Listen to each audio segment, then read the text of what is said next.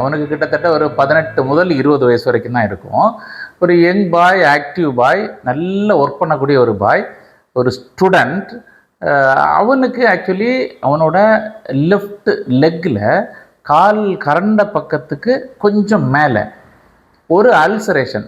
அவன் கிட்டத்தட்ட எவ்வளோ நாளாக அந்த ப்ராப்ளம், யூஸ்வலாக எந்த ஸ்கின்னில் உள்ள இஷ்யூவோ எந்த ப்ராப்ளத்தில் இருந்து ஒரு ஆள் வந்தாலும் கூட கேஷுவலாக நம்ம வந்து இந்த கம்ப்ளைண்ட்ஸ் அண்ட் டியூரேஷன் அப்படின்றது காமனான ஒரு விஷயம். இந்த பிரச்சனை எவ்வளோ நாளாக இருக்குது அப்படின்றது.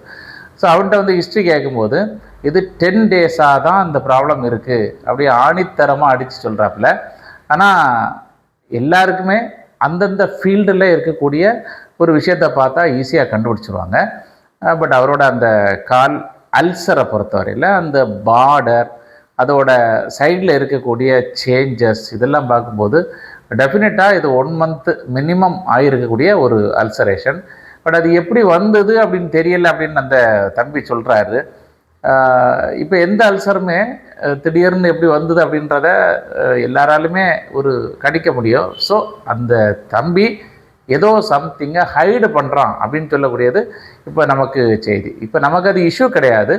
பட் அது வந்து அவனுக்கு இது ஷார்ட் டியூரேஷனில் உள்ளது இல்லை அப்படின்றத எக்ஸ்ப்ரெஸ் பண்ணியிருக்கிறேன். யூஸ்வலாக எந்த புண்ணாக இருந்தாலும் அது ஈஸியாக ஹீல் ஆகுமா இல்லையா அப்படின்றத அவங்களோட பாடி கண்டிஷன், அவங்களோட ஏஜு, அவங்களோட இம்யூன் ஸ்டேட்டஸு, அதுக்கப்புறமா அவங்களோட டயட் ஹேபிட்ஸு, அவங்களோட ஆக்டிவிட்டீஸ், இது எல்லாத்தையும் பொறுத்து நம்ம டிசைட் பண்ண முடியும். இந்த பையன் வந்து ஒரு யங் இண்டிவிஜுவல். ஸோ அவனுக்கு வந்து ஏஜ் வைஸ் ப்ராப்ளம் கிடையாது, பெரிய கிரிட்டிக்கலான டிசீஸ் இருக்கிறதுக்கான வாய்ப்பு இல்லை. நம்ம பேசிக் டெஸ்ட்டுகள் எல்லாம் பார்த்துட்டோம். ஸோ இவனுக்கு வந்து போதுமான ரெஸ்ட், அதாவது இப்போ ரொம்பவே ஓடி ஆடி திரியக்கூடிய ஏஜில் இருக்கக்கூடிய அந்த பையன், அவனுக்கு பேசிக்காக என்ன தேவை அப்படின்னா அந்த புண்ணு இருக்கக்கூடிய பகுதி ரொம்பவே மூவ்மெண்ட் ஆகாத அளவில் கொஞ்சம் வந்து அவன் ரெஸ்ட்ரிக்டட் மூவ்மெண்ட் கண்டிப்பாக பண்ணி ஆகணும். இப்போ நைட்டு தூங்கும் போதெல்லாம் லெக்கை கொஞ்சம் எலிவேட் பண்ணி வைக்க வேண்டியிருக்கும். அப்புறம் அதாவது அவனோட எஜுகேஷன் இன்ஸ்டிடியூஷன்ஸுக்கெல்லாம் போகும்போது சாக்ஸு அல்லது அந்த இடத்த உரசுற மாதிரியான நம்ம ஆப்ஜெக்ட்ஸ் எதுவுமே படாத மாதிரி பார்த்துக்க வேண்டியது ரொம்ப ரொம்ப இம்பார்ட்டன்ட். ஸோ இப்போ எல்லாமே கொஞ்சம் அப்பப்போ ரெய்னி கண்டிஷனில் இருக்குது, அதுக்கப்புறமா ரொம்ப ட்ரை ஆகுது. இந்த மாதிரி மிக்சட் கிளைமேட்டில் இருக்கிறதுனால மழை டைமில் எல்லாமே அந்த மண்ணில் உள்ள துகள்களும் மழை தண்ணியுமே சேர்ந்து அந்த புண்ணில் அடிக்கிறதுக்கான சான்சஸ் நிறைய இருக்குது. தென் விளையாடும் போதெல்லாம் என்ன ஆகும், இந்த டஸ்ட் பார்ட்டிக்கிள் எல்லாமே இந்த புண்ணில் உள்ளாடி நுழையிறதுக்கான சான்சஸ் இருக்குது. அப்படி வரும்போது அந்த புண்ணு டிலே ஆகிறதுக்கான சான்ஸ் இருக்குது.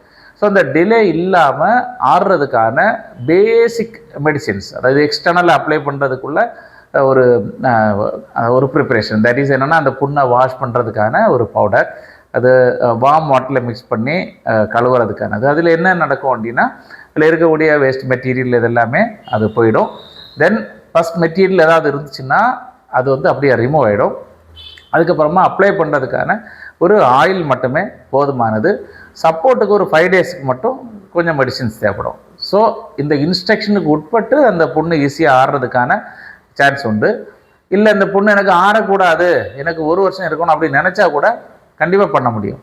எப்படி பண்ணுவாங்க, அவங்க வந்து அந்த புண்ணை சரியான முறையில் பராமரிக்காமல் இருந்துச்சுன்னா, கேர் பண்ணாமல் எப்படி வேணாலும் இருக்கட்டும் அப்படின்னு விட்டோம் அப்படின்னா இந்த புண்ணு வந்து மீண்டும் மீண்டும் அந்த டஸ்ட் பார்ட்டிகளோ அழுக்கப்பட்டு அது பெருசாகி திரும்ப சுருங்கி திரும்ப பெருசாகி இந்த மாதிரி அந்த புண்ணோட ஷேப்பே வித்தியாசமாகிறதுக்கான சான்ஸ் உண்டு.